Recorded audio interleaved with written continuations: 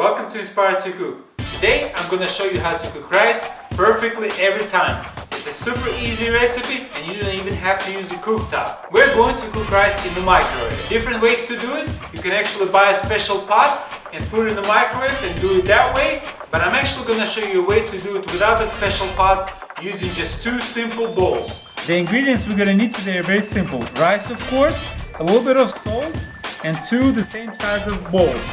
They have to be microwavable bowls. Alright, I'm gonna use just half a cup of rice, and when it's cooked, it's actually gonna double in size. So I'm cooking just for myself. You can use more, and it's gonna be about the same time and cook it. The main rule to make sure your rice is cooked perfectly every time is that you use, for every part of rice, you use 2 parts of water. So I already have pre-measured 1 cup of water, and I'm gonna add it to the rice.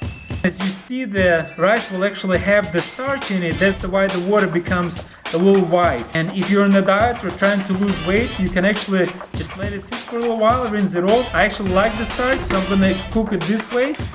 To me, it's a little bit more flavorful that way. And then we're gonna put a little bit of salt.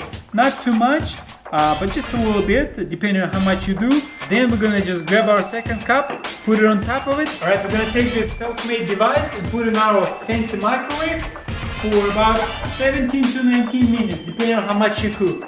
We need to make sure there's air between the 2 cups and they're not perfectly sealable, so the air will continue escaping and circulating in the cup. Alright, we have about 30 seconds left, so we're gonna put on our glove. And it's about time for us to actually get the bowls out. Alright, so we're gonna pop it up. And as you see, the rice is perfect and crispy. Alright, well, I hope you guys enjoyed it. You can add a little bit of soy sauce if you want to make it Japanese style, or a little bit of butter and honey. That's the way I like it. I like it nice and sweet, unless you're eating it with some meat or something like that.